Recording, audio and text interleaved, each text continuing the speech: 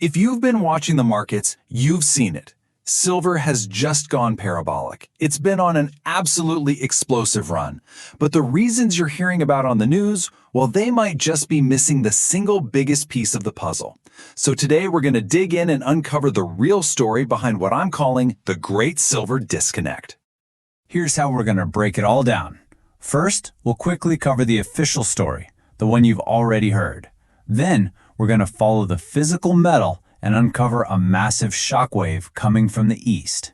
From there, we'll dive right into the heart of the matter, the huge disconnect between paper promises and physical silver. We'll see how this is creating a brand new reality for the market, and then we'll put all the pieces together to figure out what it really means. All right, so let's start with the familiar territory. Let's talk about the common explanations that you've probably heard a dozen times by now, the reasons that, seem to make perfect sense on the surface. And it's no surprise this is such a huge story. I mean, look at this, $59 an ounce. Silver isn't just creeping up, it has hit a truly monumental new all-time high. A move this explosive gets everyone talking, and for good reason. But that brings us right to the critical question, doesn't it? Is the story everyone is telling, is it the complete story? Or is there a different, more powerful engine driving this price to levels we have literally never seen before? So you've seen the headlines, right? The mainstream playbook for a silver rally is always the same. They'll tell you it's about potential Fed rate cuts making silver look good, or it's about all the money flowing into silver ETFs.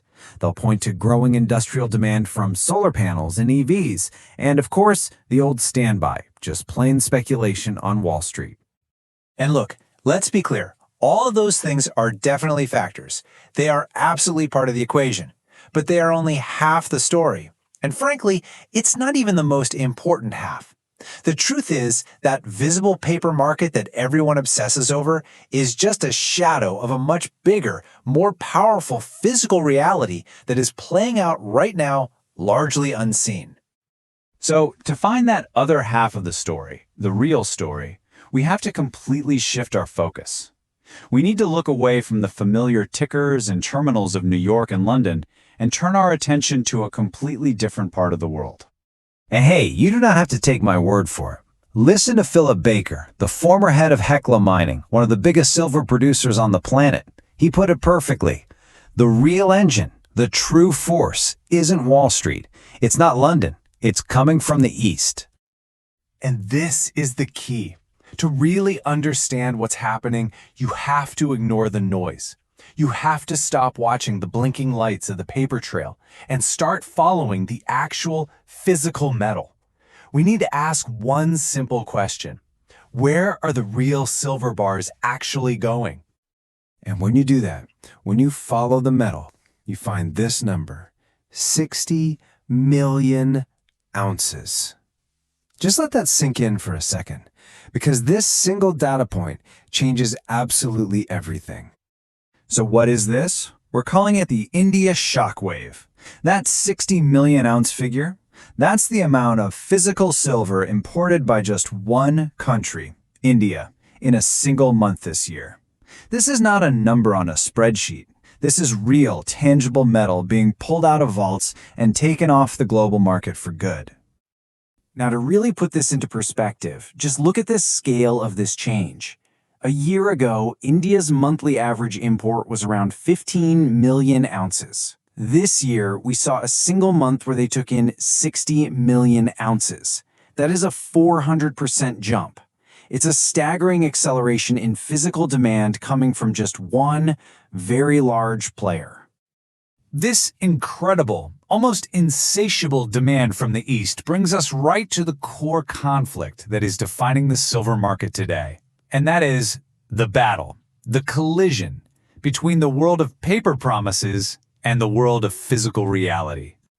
You see, you really have two completely different silver worlds operating at the same time. Here in the West, silver is often treated like a paper game. It's all about COMEX, futures, ETFs, short-term speculation. Price is just a number flashing on a screen. But in the East, the mindset is the polar opposite. The focus is on physical delivery, on long-term wealth preservation, on accumulating real metal. For them, price isn't a number on a screen. It's the actual cost to get that metal in your hand.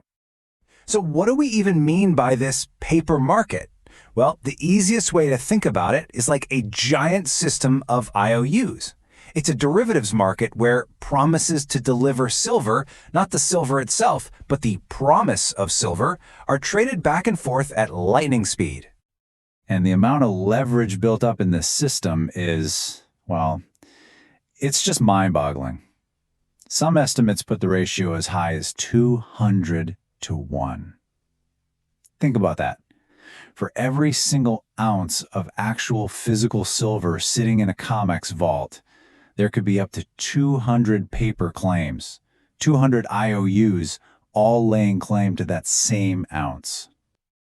This whole system, this massive inverted pyramid of paper claims, it all works as long as nobody asks for their metal all at once, because the entire structure rests on a tiny, finite foundation of actual physical silver. Which brings us right back to the main event, doesn't it? What do you think happens when a force like the India Shockwave comes along and starts pulling 60 million ounces of that physical foundation off the market, piece by piece, month after month? Where does that metal come from? It has to come from the very stockpiles that are supposed to be backing all those paper promises. This collision, this unavoidable conflict between infinite paper promises and finite physical supply, it is creating a completely new paradigm. It's forcing us to throw out the old rule book and rethink how we view silver from the ground up. You know, the old way of thinking was that silver is just another financial asset.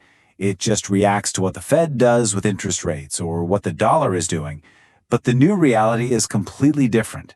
Silver is now a structurally deficient physical commodity, where real-world demand is becoming so powerful that it has the potential to literally break the paper market. And look, this isn't some new problem that just popped up overnight. For several years now, global demand for silver has been outstripping every form of supply, from mining to recycling, all of it. The accumulated deficit, the running shortfall, is now equal to almost an entire year of global mine production. So the market was already incredibly tight before this demand shock from India ever hit. Okay, so this brings us to the final equation. Let's try to distill all of this down into a clear set of takeaways. A new set of rules for navigating what is clearly a new era for the silver market.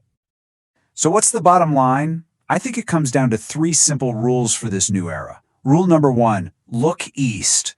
The real price signal isn't the noise of paper trading in the West, it's the sound of physical metal being withdrawn in the East. Rule number 2, physical is king. This rally isn't just froth and speculation, it's rooted in a real, deep, structural deficit. And finally, rule number 3, ownership is the hedge. This global buying spree is a massive signal, a vote of no confidence in paper currencies and a global pivot toward tangible, hard assets. So at the end of the day, it all comes down to this single, powerful conflict. For decades, our entire financial world has operated on an assumption of endless paper abundance. But that system is finally and violently colliding with the hard, undeniable reality of physical scarcity. As these two forces meet, which one do you think is going to win? In the long run, scarcity always does. Thank you for tuning in to the Bullion Signal Podcast. If you found this analysis valuable, please consider sharing it with someone who needs to hear it, and be sure to subscribe so you don't miss our next episode. Just a reminder, this content is for informational and educational purposes only. It is not financial or investment advice. You should always conduct your own research and consult with a professional before making any investment decisions. You are solely responsible for the choices you make.